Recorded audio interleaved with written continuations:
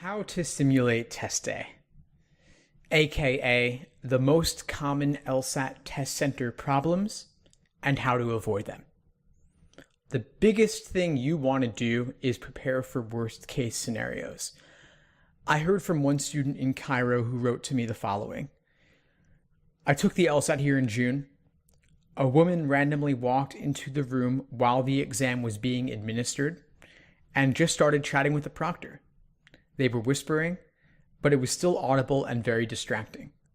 Also, the electricity in the building went off for around the length of a section, so we resumed taking the exam in the dark with no AC, in Cairo, in June. Needless to say, I canceled my score on the spot. Wow. Imagine if that was your test day experience. Of course, electricity could go out anywhere, and the best you could hope for would be a free retake a few months later with the original test removed from your record entirely. However, there's a very good chance that LSAC might give you nothing at all for your trouble. While there is this element of chance involved, there's a lot you could do to minimize the impact of unexpected test day disasters. As a cautious test taker, you want to prepare for the worst. Rooms do often have little quirks of their own. You might hear noises in some when the heating turns on or off. Just think about all the noises that boilers and pipes make, like hissing. And there's no guarantee you'll get extra time just because there was some sort of disruption. And summertime test takers don't really have an advantage either, because the room might be over air conditioned and feel like a walk-in refrigerator. Other rooms might have no AC at all. And unfortunately, an uncomfortable room is not the only obstacle you might face. I'll cover how to face those more later, but you might also just have difficulty adjusting to actual test day conditions with strict timing, in contrast to however you're doing things at home. So in order to avoid a test day drop, you need to simulate test day conditions similar to those you will be experiencing on test day. Do this as much as you can, because you want to make your actual exam nothing more than just another practice test. Another one in a long line of exams that you've already taken. A big part of that will be strictly timing yourself, not taking a break in the middle of a section to go get a drink or go to the bathroom and pause the clock while you do that.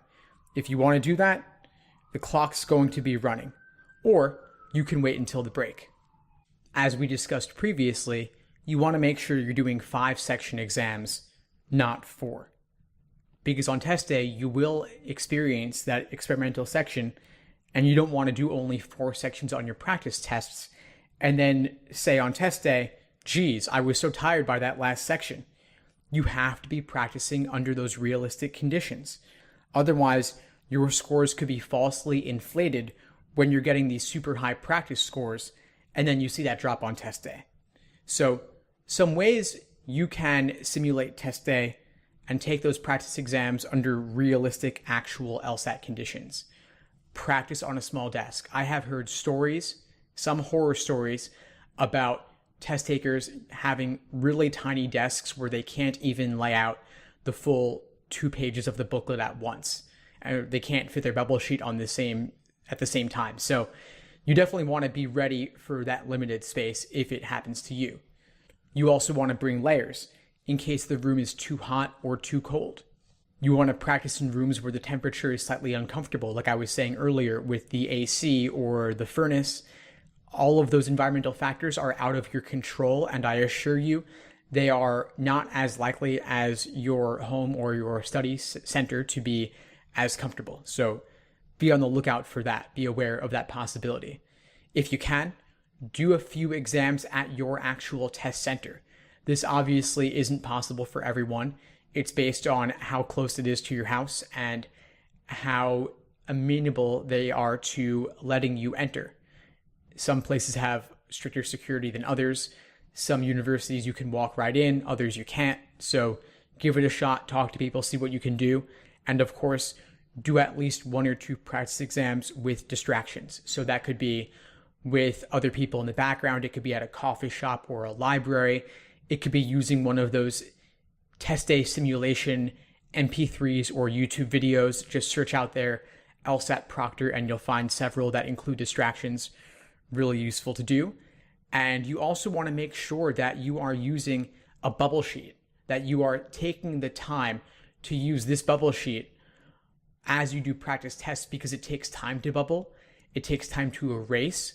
It takes time to fill those in. And if you're not used to that and you're just at the 35-minute mark with the bubble sheet, you're going to be over the 35-minute mark. So be aware that you will need to use this and start using it now. Don't underestimate it. You can print out bubble sheets online. You can photocopy them. Make sure that you're getting practice like you will have to practice on the actual thing.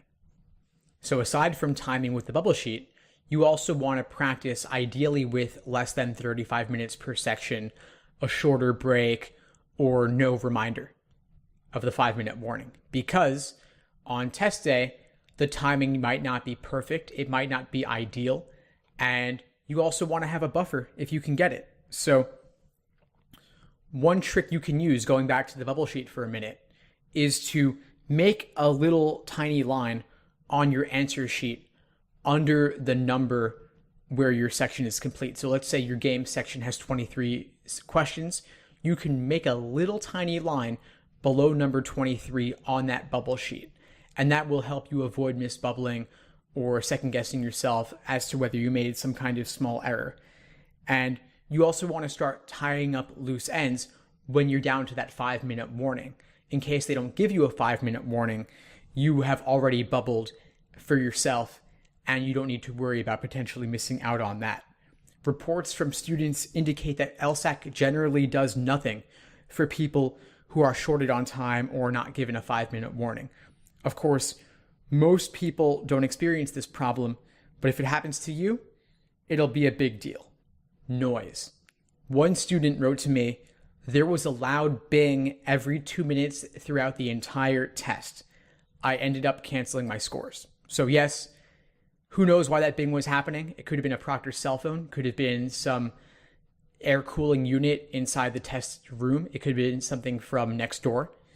But you can experience noise. It's not going to necessarily be a library-like setting. The proctors might make noise, other test takers might make noise, the room might make noise, or you could have external noise. Some people have seriously reported a marching band practicing outside their test center. If you Google it, you'll see what I'm talking about. I'm not making this stuff up, people. It's real. It happens. Maybe more likely at a college in the suburbs or a rural area than in the city. But in the city, of course, you have plenty of noises as well. I know, I live in a city. I hear it all the time. So do your practice tests in noisy environments, like I mentioned. And in the winter months, be prepared for the possibility that you or others might be sick, might be blowing in your nose, you might want to bring cough drops or tissues for yourself and others if you're taking it in the winter. So, or an allergy season, maybe. This might not be enough, but at least it's something. You can't always prevent any issue from occurring, but you can do what you can to mitigate the impact they have on you.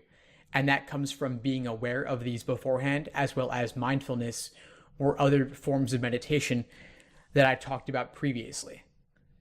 And of course, motion is a potential issue. One student wrote to me, the person next to me was periodically shaking the table. I had to get the attention of the proctor who saw it and went over to her to request that she stop shaking her body against the table. So yeah, that's a thing. It happens. Aside from the other test takers walking or moving around or shaking, they might be flipping pages. They might be erasing vigorously. The proctors might be walking around or hovering around you.